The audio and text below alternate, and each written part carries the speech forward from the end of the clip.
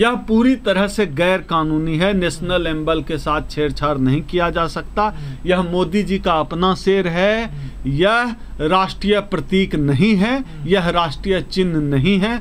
बिना अगर इसमें कोई बदलाव की प्रक्रिया भी होगी, वह संवैधानिक संशोधन से ही नेशनल एम्बल में बदलाव होना चाहिए। ऐसा मैं राजनीति शास्त्र का विद्यार्थी होने के नाते मैं ऐसा मानता हूँ। यह पूरी तरह से गैर संवैधानिक कृत हुआ है। लेकिन जिस शेर को दिखाया जा रहा है, अभी मोदी जी जो मूर्ति बनवाए हैं संसद के ऊपर, उस शेर को जो दिखाया गया है वह शेर हिंसक दिखता है। लगता है वो किसी का खून पी चुका है, या किसी का खून पीने वाला है, या किसी का खून पी जाएगा। तो हम एक राष्ट्रीय प्रतीक को मानते हैं कि मोदी जी ने जो शेर बनवाया है वह हिंसक है, और मूल जो आकृति है, जो जिसको हम लोग बौद्धिस्ट प्रतीक कहते हैं, उस प्रतीक के साथ खिलवाड़ किया गया है, ऐसा हम लोग मानते हैं।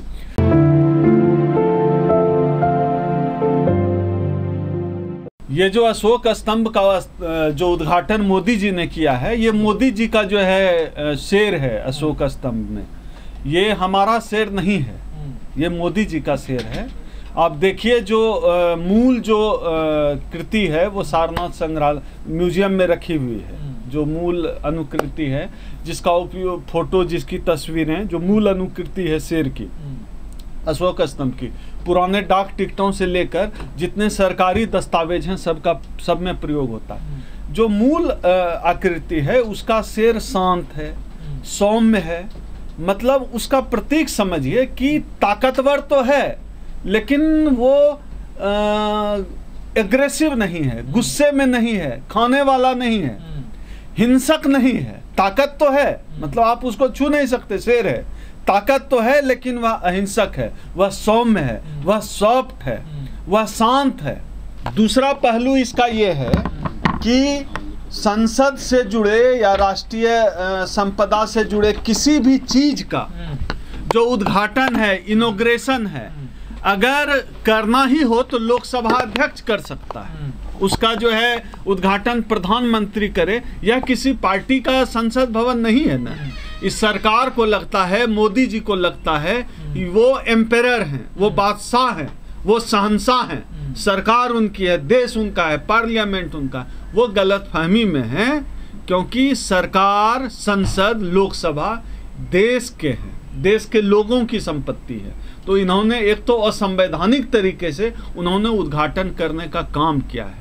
जो अशोक स्तंभ की जो पूरी परंपरा है, पूरी बौद्ध परंपरा है, वह पूरी परंपरा बौद्ध परंपरा है। उसको सनातन परंपरा से पूजा करके सरासर बौद्ध परंपरा को अपमानित करने का काम किया गया है। अगर आपको उद्घाटन ही कराना था, उसकी पूजा ही करानी थी, तो किसी बौद्धिस्ट भंते को बुला लेते। आपके संपर्क में, अगर मोदी जी के संपर्क में नहीं है बौद्धिस्ट भंते, हमें कहते। हमारे संगठन से जुड़े हुए काफी विद्वान जो है मोंक है हमारे साथ, सुमित रतन भंते, उनको हम भेजते सेवा के लिए, वो उद्घाटन करते, वो पूजा पाठ कराते। यह जो है पूरी दुनिया में जो बौद्ध परंपरा है, पूरी दुनिया में जो बुद्ध को मानने वाले लोग हैं, उनको भी अपमानित करने का काम मोदी जी ने किया है। हम यह मानते हैं कि इस देश की जो व्यवस्था है वह व्यवस्था सेकुलर है। किसी धर्म विशेष के लिए आप नहीं, कोई सरकारी स्तर पर किसी धार्मिक आयोजन का होना मुझे लगता है कि गैर संवैधानिक है। तो आप, यह जो संसद है वह जितना हिंदुओं का है, उतना ही मुसलमानों का, उतना ही सिखों का है, उतना ही ईसाइयों का ही है। तो आप किसी राष्ट्रीय प्रतीक का, नेशनल एम्बल की पूजा किसी एक धर्म की धार्मिक विधि से क्यों कर रहे हैं? यह भी बात सवालों के घेरे में है। भारत का संविधान कहता है कि हम वैज्ञानिकता और तार्किकता में यकीन करते हैं। यह जो हवन कुंड है, पूजा है, तेल घी जलाना है, यह सब हमारा मानना है कि अंधविश्वास है। और बुद्ध जबकि खुद ही अंधविश्वास के खिलाफ थे, तो बुद्ध के प्रतीक की इस तरह से पूजा करना यह संविधान के भी खिलाफ जाता है, क्योंकि यह अंधविश्वास को बढ़ावा देने वाला काम है। तो मोदी जी ने तमाम बौद्धिस्ट परंपरा, इस देश की महान संस्कृति, मेलजोल की संस्कृति, गंगा जमनी तहजीब की संस्कृति, इस देश के लोकतंत्र का, इस देश के संविधान का, इस देश के लोगों का अपमान करने का काम किया है। मोदी जी को सब कुछ ठीक से पता है। असल में मोदी जी सारे चीजों का हिंदूकरण करने में लगे हुए। मोदी जी का अपना तो कुछ है नहीं, जो कुछ भी है संघ का है। तो संघ का जो एजेंडा है या तो खुद में समाहित कर लो, और अगर ना समाहित कर सको तो उनको बता दो कि वह मेरा ही हिस्सा है। जैसे कि उन्होंने बुद्ध को भी विष्णु का अवतार बताने का काम किया, कोशिश किया कि बुद्ध विष्णु के अवतार हो जाएं, लेकिन बुद्ध की पूरी परंपरा ही जो है सनातन के खिलाफ है, हिंदू के खिलाफ है, इसलिए यह बुद्ध को शामिल नहीं कर पाए। यह भले ही असफल हो गए हों, लेकिन आज भी इन्होंने कोशिश नहीं छोड़ी है। बड़े जीवट वाले लोग हैं संघी। अब इन्होंने क्या किया, अशोक स्तंभ का हिंदुआइजेशन करने की कोशिश कर रहे हैं। लेकिन इस कोशिश में इस देश की जो जनता है, इस देश के जो बहुजन है, इस देश में जो बुद्ध और बाबा साहब डॉक्टर अंबेडकर को मानने वाले लोग हैं, इस देश में जो संविधान और लोकतंत्र पे यकीन करने वाले लोग हैं, वो सब इस सरकार की मनुवादी साजिश को समझते हैं। तभी तो पूरे देश में आज इनके खिलाफ लोग बोल रहे हैं, लोग लिख रहे हैं। मोदी जी को समझ लेना चाहिए, यह संसद भवन आपके पिताजी की जागीर नहीं है, यह संसद भवन इस देश के लोगों की जागीर है।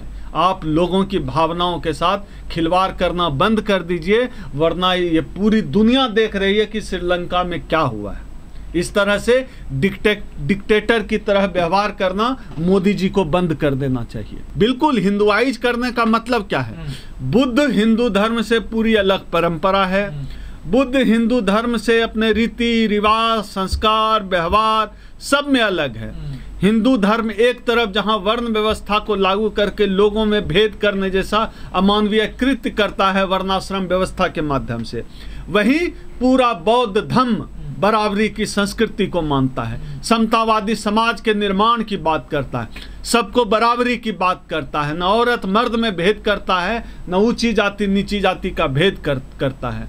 आप सोच कर देखिए ना, क्यों ऐसा हुआ कि हिंदू धर्म में तो तमाम अदृश्य होने वाले, उड़ने वाले भगवान हैं, लेकिन यह भारत से बाहर नहीं जा पाए, और बुद्ध पैदल चलकर पूरी दुनिया में छा गए, पूरे एशिया में छा गए बुद्ध।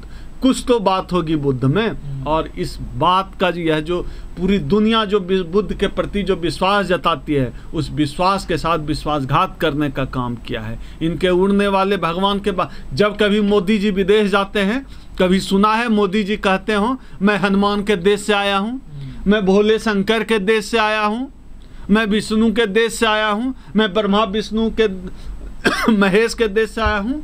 जब भारत से बाहर जाते हैं तो यही मोदी कहते हैं कि मैं भगवान बुद्ध के देश से आया हूँ। बुद्ध इस देश की पहचान है, बुद्ध इस देश की संस्कृति है। हम लोग बुद्ध को मानने वाले लोग हैं। हम मोदी जी के इस कृत्य का हम लोग घनघोर विरोध करते हैं। अगर संभव हुआ तो हम इस पूरे मामले के खिलाफ, हम और हमारा संगठन, हम लोग 31 जुलाई को एक कार्यक्रम करने जा रहे हैं। उसमें एक एजेंडा यह भी होगा कि हम 31 जुलाई को हम लोग NDMC हॉल जंतर मंतर पर एक कार्यक्रम करने जा रहे हैं।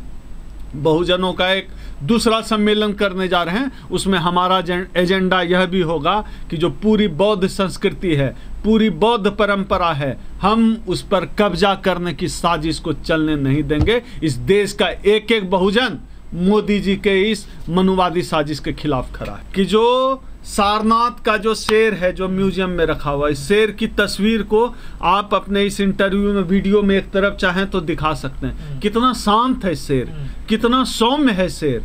तो शक्ति तो है लेकिन उसके अंदर सौम्यता है। लेकिन इनका जो शेर है ये एग्रेसिव है, ये हिंसक दिखता है, लग रहा है किसी को मार के खा जाएगा। असल में यह मनुवादी सरकार, RSS और भाजपा की पूरी सोच को परिलक्षित करता है, शेर को हिंसक बनाने का जो प्रयास हो। यह झूठ बोलने वाली सरकार है, यह थेथरोलॉजी वाली सरकार है। इस सरकार की मंशा से हम सब वाकिफ हैं। इस सरकार की मंशा पूरी बौद्ध परंपरा को प्रताड़ित करने की, पूरी बौद्ध परंपरा को हिंदू धर्म में समाहित करने की साजिश की परंपरा है इनकी, ये वही कर रहे हैं।